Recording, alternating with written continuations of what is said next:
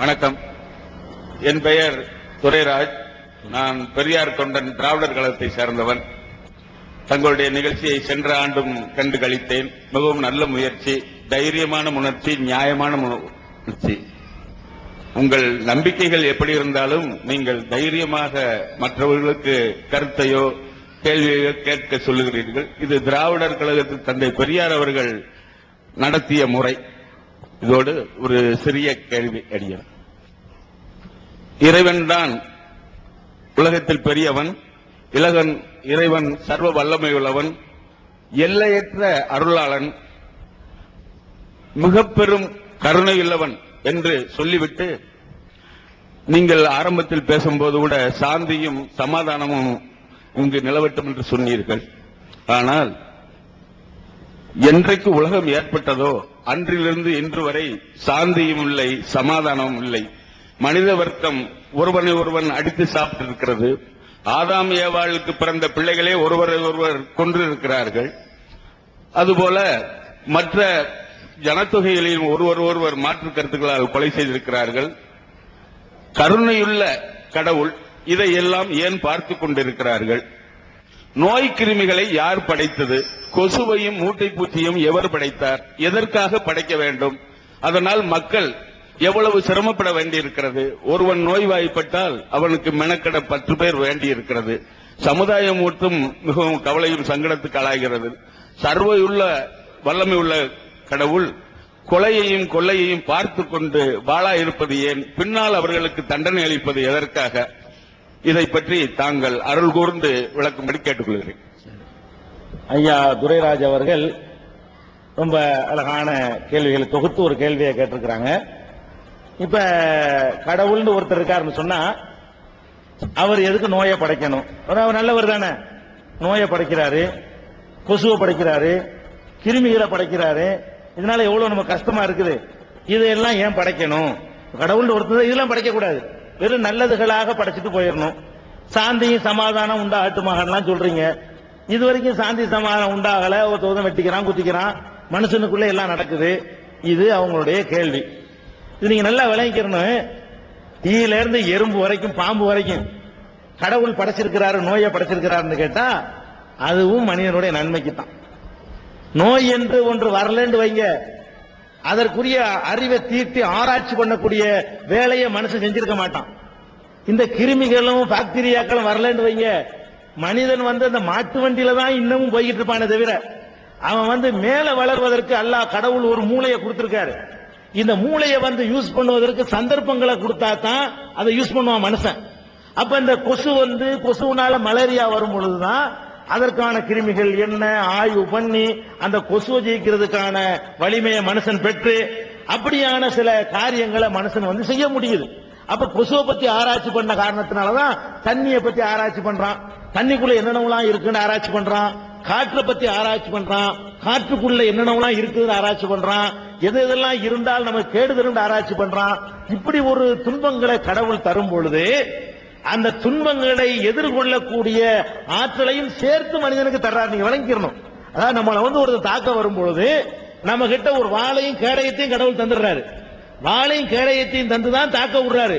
அப்ப அந்த வாளு கேடயத்தை வச்சு உன்னால் தடுத்துக் கொள்ள முடியும் என்று சொல்லி நம்மள்ட்ட தந்திருக்கிறார். நம்ம அதை பயன்படுத்தணுமா இல்லையான்னு பாக்குறாரு. மனிதன் பயன்படுத்தினான். எல்லாத்துக்கும் எதிராக மனுஷன் பயன்படுத்தினான். கொசுக்கு எதிராக பயன்படுத்தினான். பாம்பு இருக்குது. பாம்பு எதுக்குன்னு நம்ம நினைச்சுக்கிட்டு இருந்தோம். பாம்புடைய விஷம் மட்டும் இல்லைன்னு சொன்னா இன்னைக்கு எவனுக்கு ஆபரேஷன் பண்ண முடியுமா? ஆபரேஷன் பண்றான, ஆபரேஷன் பண்ணுவதற்கு அந்த விஷம் தேவை இருக்கா இல்லையா? அறுத்த உடனே ரத்தம் உரையலன்னு வைங்க, ஆளு காலி. ரத்தத்தை உரைய வைக்கணும். உரைய வைக்கிற தன்மை விஷத்துல இருக்குது. அதிகமா போனா ஆள் செத்துருவான். ஒரு அளவுக்கு உரைய வைக்கணும்னு சொன்னா அந்த விஷத்தையே நம்ம மருந்தா கொடுக்கணும். கொடுத்தோம்னா என்னவாக, ஒரு ரத்தம் அறுத்த இடம் உறைஞ்சிரும். உறைஞ்சவன ஒரு ஆபரேஷன் பண்ணி தச்சு முடிகிற வரைக்கும், வேலை முடிகிற வரைக்கும் அந்த ரத்தத்தை நிப்பாட்டி வைக்கும். நமக்கு விஷம் பாம்பு கொள்ளுதுன்னு நினைக்கிறோம். ஆனா அந்த பாம்பை கடவுள் படைச்சிருக்கலன்னு சொன்னா எத்தனையோ உயிர்களை நீ காப்பாத்திருக்க முடியாது. அப்ப பாம்பு கொத்துறது மட்டும் நீங்க பார்த்துட்டு இருக்கிறீங்க. அந்த பாம்புக்குள்ள இருக்கக்கூடிய நன்மையை நம்ம இப்ப கவனிக்க மறுக்கிறோம். பன்றிங்கிறோம், நம்ம கேவலமா பேசுறோம். அது சாப்பிடுவது கூட இஸ்லாத்துல தடை செய்யப்பட்டிருக்குது. அந்த பன்றியில என்ன நன்மை இன்னைக்கு ஆராய்ச்சி பண்றான். பன்றின்னு ஒண்ணு இருக்க போய் தான் அது என்ன பண்ணுது, மனிதனுடைய இதயம் இருக்கு பாருங்க, ஹார்ட். இந்த ஹார்ட் ஃபெயிலியர் ஆச்சுன்னு சொன்னா பன்றியுடைய இதயம் ஏறக்குறைய மனுஷனுக்கு பொருந்தும்ங்கிறான். அந்த ஆராய்ச்சியில் இருக்கு. எந்த பிராணியுடைய இதயமும் மனுஷனுக்கு பொருந்தாதான். குரங்குல இருந்து மனுஷன் வந்தான்னு சொல்றானே, குரங்கு இதயமும் பொருந்தாதான். பன்றியுடைய இதயம் தான் மனித இதயத்துக்கு ரொம்ப நெருக்கமா வருதான். அதனால பன்றி இதயத்தை மாற்றி மனுஷனை வாழ செய்ய முடியுங்கிற ஆராய்ச்சியில போய் 90% வெற்றி அடைஞ்சிருக்கிறான். அப்ப நம்ம என்ன நினைக்கிறோம், பன்றில என்ன நன்மை, ஒரு காலத்தில் இல்லாத எத்தனை நன்மைகள் பிற்காலத்தில் கண்டுபிடிக்கப்பட்டிருக்கு பாக்குறோம். நம்ம அப்பம் பாட்டம் காலத்துல எத்தனை விஷயத்து நன்மை இல்லைன்னு சொன்னா, இன்றைக்கு என்ன செய்யறான், அது நன்மைதான், அதை ஒத்துக்கிறான். இன்னைக்கு சில கேடுகள் உங்களுக்கு தெரியலாம், இதனுடைய நன்மைகள் வருங்காலத்தில் வரும். எத்தனை எய்ட்ஸ் கிருமிங்கிறான், இதுல எவ்வளவு நன்மை இருக்க போதோ, இந்த கிருமி என்னென்ன வேலை பார்க்க போகுதோ வருங்காலத்தில் கண்டுபிடிப்பான். அவ மனிதனுக்கு இந்த அறிவை கொடுத்து சில கெட்டதுகளையும் கொடுத்து அதை எப்படி ஃபேஸ் பண்றான் அப்படிங்கிறதுக்கான வழிமுறைகளை கடவுள் தந்திருக்கிறார். ஒண்ணு. ரெண்டாவது, மனிதன் ஏன் வெட்டிக்கிட்டு சாவுறான், வெட்டிக்கிட்டு சாவுறதுக்கு என்ன காரணம், சமயத்தை ஏற்படுத்த வேண்டியதானே அப்படின்னு கேட்டா, அது கடவுளை பொறுத்த வரைக்கும் வெட்டிக்கிட்டு சாவக்கூடாது என்பதற்கு சில வழிமுறைகளை கடவுள் சொல்லி தந்திருக்கிறார். இஸ்லாமிய மார்க்கத்தை பொறுத்த வரைக்கும் சில வழிமுறைகளை உங்களுக்கு சொல்லி தந்துட்டார். அந்த வழிமுறைகளை நீங்கள் ஃபாலோ பண்ணாத காரணத்தினாலதான் வெட்டிக்கிட்டு சாவுறீங்க. ஒரு மருந்தை எழுதி தர்ற டாக்டர், இன்ன முறையில் அதை சாப்பிடுன்னு சொல்றாரு. நீ ஒரு நாளைக்கு 4 வேளை சாப்பிடணும், வேலைக்கு 2 மாத்திரை சாப்பிடணும்னு சொல்றாரு. நான் அதை சாப்பிடாம பாக்கெட்ல வச்சுக்கிட்டாலும் குணமாகாது, அல்ல டோஸ் அதிகமா போனாலும் குணமாகாது, அந்த டோஸை குறைச்சாலும் குணமாகாது. அந்த மருந்தை எப்படி பயன்படுத்தணுமோ அப்படி பயன்படுத்தினாதான் குணமாகும். அந்த மாதிரி தான் கடவுள் என்ன செய்யறாரு, வெட்டிக்கிட்டு சாவுறானா, ஒண்ணும் இல்ல. வெட்டிக்கிட்டு சாவுறான்னு சொன்னா வெட்டினவனை பிடிச்சி வெட்டி. கடவுள் என்ன சொல்றாருன்னு கேட்டா, வெட்டினவனை ஒருத்தனை பிடிச்சி வெட்டினவனு சொன்னா நாளைக்கு அவன் பயப்படுவான், எவனும் கொல்ல மாட்டான், கொள்ளுவதற்கு யோசிப்பான். ஒரு தலை எடுத்தா நம்ம தலை போயிரும், கண்ணை நோண்டிட்டானா கண்ணுக்கு கண்ணு. கவர்மெண்ட் செய்யறது ஆளாளுக்கு செய்யக்கூடாது. ஆட்சியில் அதிகாரத்தில் இருக்கக்கூடிய என்ன பண்ணணும்னு கேட்டா, என்னுடைய பல்ல ஒருத்தன் உடைச்சுட்டான், 100 ரூபாய் ஃபைன் போடக்கூடாது. என்னுடைய எந்த பல்ல உடைச்சானோ அதே பல்ல அவனுக்கு உடைக்கணும் கவர்மெண்ட். மூக்குக்கு மூக்கு, நாக்குக்கு நாக்குன்னா நாளைக்கு என்ன செய்வான், அடுத்தவனுடைய உறுப்புகளை சேதப்படுத்தும் பொழுது யோசிப்பான். அப்ப கடவுள் சாந்தி சமாதானம் நிலவணும்னு சொல்லிட்டு அதுக்கு ஒரு வழிமுறையும் சொல்கிறார். வழக்கும் பில் கிசாசி ஹயாத். இந்த பழிக்கு பழி வாங்கக்கூடிய தண்டிக்கக்கூடிய இந்த சட்டம் இருக்கு பாருங்க, குற்றவியல் சட்டம், இதுல உங்கள் வாழ்க்கைக்கு உயிருக்கு உத்தரவாதம் இருக்கிறது அப்படின்னு குர்ஆன் சொல்லுது. அப்ப இன்றைக்கு உள்ள குற்றங்கள் அதிகமா போறது நீங்க பாருங்க. எந்த நாடுகள்ல கடும் சட்டத்திட்டங்களை வச்சிருக்கிறாங்களோ அங்கெல்லாம் குற்றம் குறைவு. கம்யூனிஸ்ட் நாடுகள்ல குற்றம் குறைவு, முஸ்லீம் நாடுகள்ல குற்றம் குறைவு, சில முஸ்லீம் நாடுகள்ல. சிங்கப்பூர்ல குற்றம் குறைவு, போதைப் பொருளுக்கு மரண தண்டனை. சிங்கப்பூர்ல ஹெராயின் கடத்திக்கிட்டு போனா மரண தண்டனை கொடுக்கறான். அப்ப அந்த மக்கள் போதைக்கு வசப்படுவாங்களா, வசப்பட மாட்டாங்க. அங்க அவ்வளவு கடுமையான நடவடிக்கை எடுக்கிறான். அப்ப எங்க எல்லாம் இந்த கடும் நடவடிக்கைகள் மேற்கொள்ளப்படுகிறதோ அங்க எல்லாம் குற்றங்கள் குறைவா இருக்குது. இது இஸ்லாம் உங்களுக்கு சொல்லி தருது. உங்களுக்கு சாந்தி சமாதானம் வேணும் தான், அதுக்கு கடவுள் சொல்ற வழிமுறையும் கடைபிடிக்கணும். வெறுமனே கடவுள் சொன்னவன சாந்தி சமாதானம் ஏற்பட்டுச்சுன்னா நம்ம முயற்சிக்கு வேலை இல்லாம போயிடும். அதனால கடவுள் என்ன பண்றாருன்னு அறிவை கொடுத்து உனக்கு சாந்தி சமாதானம் ஏற்படணும்னு சொன்னா ஆட்சி அதிகாரத்தில் இருக்கக்கூடியவர்கள் இந்த மாதிரி சட்டத்திட்டங்களை கடைப்பிடிங்க, யாரும் யாரையும் கொல்ல மாட்டான். காந்தி சொன்னாரு பாருங்க, நபிகள் நாயகத்திட்ட ஒரு பெண் கேட்கிறாரு, ஒருத்தர் முறையிடுறாரு, நபிகள் நாயகமே 2 விஷயத்த எங்களுக்கு குறையா இருக்குது.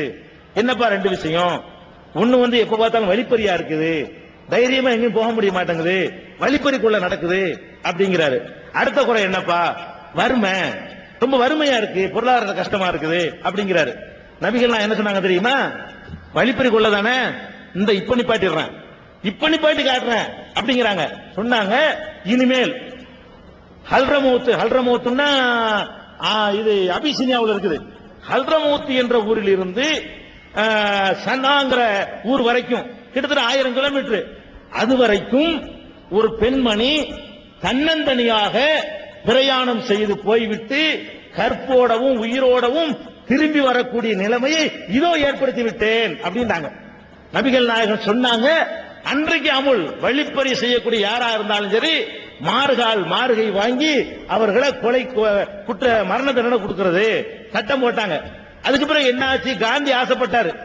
உண்மையான சுதந்திரம் என்னன்னு கேட்டா, ஒரு பெண்ணு ராத்திரி நேரத்தில் வீட்டை விட்டு வெளியே போய் கற்போடு மானத்தோடு திரும்பி வரணும், அதான் சுதந்திரம். அது இன்னைக்கு வரைக்கும் ஏற்படல. ஆசைதான் பட்டார் அவரு. நபிகள் நாயகத்திட்ட முறையிட்டோன்னு என்ன பண்ணாங்க, இந்த இப்ப செஞ்சு காட்டினாங்க, நடைமுறைப்படுத்தி காட்டினாங்க. இன்றைக்கு வரைக்கும் ராத்திரில போயிட்டு வரலாம், யாரும் தொட மாட்டான், ஒரு பொம்பளை கையை பிடிச்சி இழுக்க மாட்டான் அந்த நாட்டுல. அப்படி நபிகள் நாயகம் உருவாக்கிட்டு போன அந்த சட்டங்களை ஃபாலோ பண்ணாத காரணத்தினாலதான் அமைதியின்மை, சண்டை சச்சரவு இருக்கே தவிர அதை 100% நம்ம கடைபிடிச்சு காட்டணும்னு சொன்னா ஐயா சொல்லக்கூடிய அளவுக்கு வெட்டு குத்து சாவுக்கெல்லாம் இடமே இருக்காது. அது ஞாபகத்துல